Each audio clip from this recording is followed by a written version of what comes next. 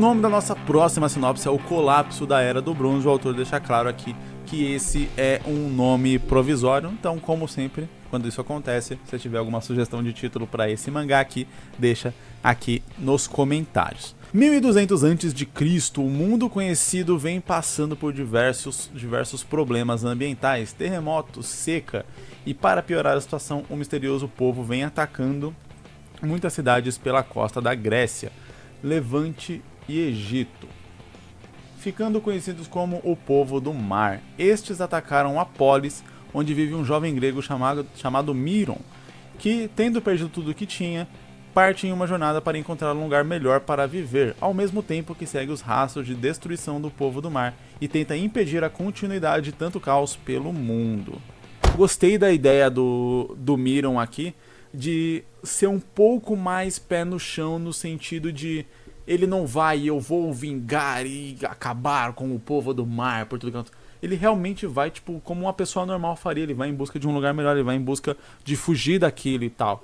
E aí uma coisa que pode acontecer realmente seria, tipo, vai num caminho da história, ele vai buscar um lugar pra viver, e aí ele descobre que vários outros lugares já foram atacados por esse povo. E aí ele pode, a partir disso, pra gente dar alguma importância pro protagonista e ele não ser realmente só mais um refugiado que vai fugir ali, né, que é aquele negócio que eu sempre falo. Por que a gente tá contando essa história? Por que a gente tá acompanhando esse personagem e não aquele outro, sabe? E aí geralmente é porque esse personagem tem algum nível de importância. A gente abre um livro de história, a gente vai perceber que os nomes que são citados ali são nomes de pessoas que fizeram alguma coisa relevante na história, que tiveram algum nível de importância na história. Tá certo, às vezes o que ele fez de relevante foi morrer, né? Acho que era Francisco Ferdinando, o duque lá que morreu e desencadeou a Primeira Guerra Mundial. A Primeira Guerra Mundial provavelmente já aconteceria independente dele morrer ou não, mas ele morrer foi o estopim, né? Chama. Foi o que engatilhou realmente pra acontecer a guerra. Mas, tipo assim, você não tem mais nada dele que não seja o lance de que, beleza, ele era um cara nobre, ele foi morto, e aí, bum, Primeira Guerra Mundial, primeiro maior conflito aí da história da humanidade. Então, tipo assim, o mesmo princípio se aplica quando a gente está desenvolvendo a nossa própria história, o nosso próprio mangá. Por que a gente está acompanhando esse personagem aqui especificamente? Por que o Miron é importante para a gente acompanhar ele? E aí a gente pode pensar que o Miron, assim como várias outras pessoas, ele simplesmente quis fugir ali daquela cidade e achar uma outra cidade que ele estivesse seguro, onde ele pudesse talvez recomeçar a vida dele. Só que ao ir com outros refugiados para outras cidades, ele percebe que as outras cidades também tinham sido atacadas. Pelo nível de destruição, né? Tipo assim, você consegue ver se, beleza, aqui foi atacado há pouco tempo, né? Ainda tem casas pegando fogo, ou isso foi atacado já há bastante tempo e tal, já tem jeito de que as pessoas deixaram aqui já faz bastante tempo, já foi abandonado há muito tempo. Ele pode traçar meio que um caminho pelo qual esse povo do mar está passando.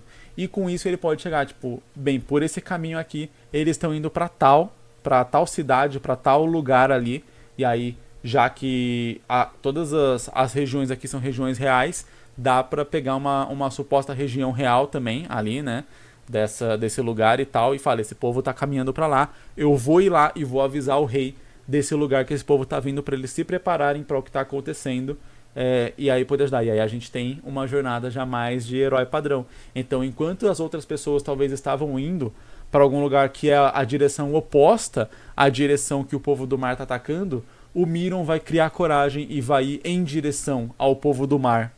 Não em direção para ir se vingar e matar todo mundo na raça, mas na direção que eles estão indo, para tentar avisar o cara lá da frente de que, essa galera tá chegando, eles fizeram um rastro de destruição, fique esperto porque o bagulho vai ser louco. E aí a gente cria um grau de importância pro Miron fazer isso. E aí entra a segunda parte, que é a mesma coisa que eu falei. Por que a gente tá acompanhando esse personagem? Porque ele é o personagem que vai agir diferente da multidão.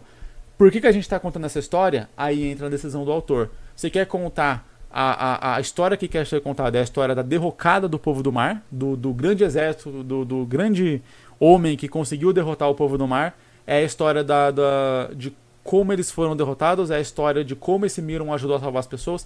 Qual é a história que está em questão aqui? Por que eu estou falando isso?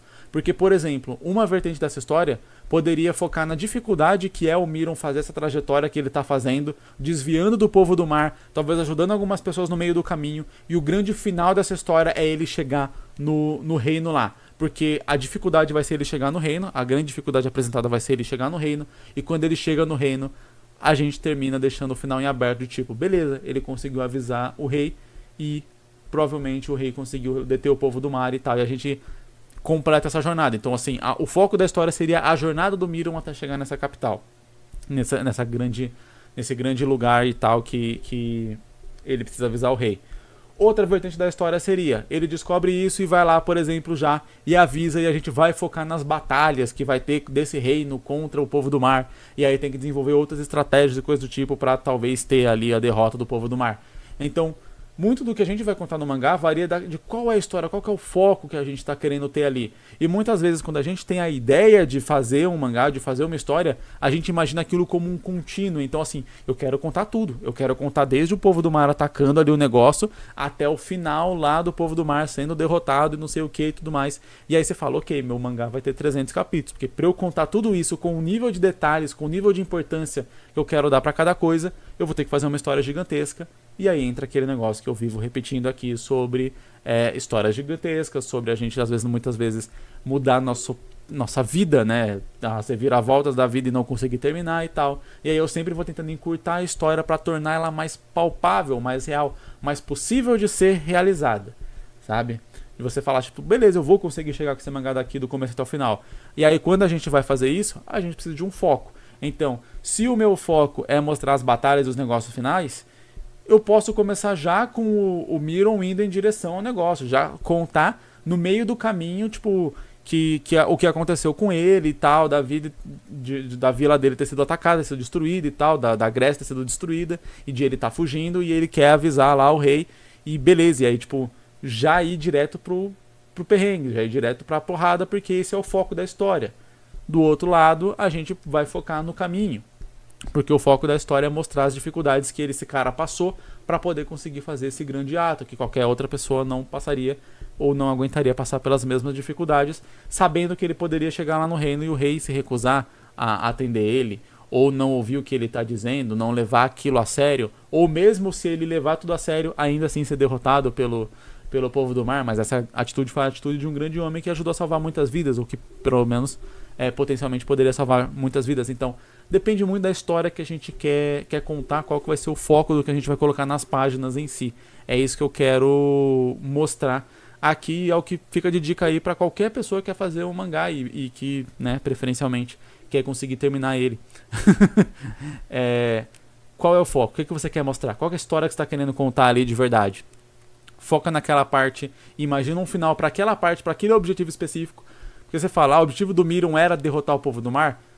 Talvez a longo prazo sim, mas o objetivo palpável dele ali naquele momento era conseguir chegar até aquela cidade antes do povo do mar chegar. E aí a gente pode imaginar quais são as coisas interessantes que aconteceriam nesse trajeto até ele conseguir realizar esse objetivo.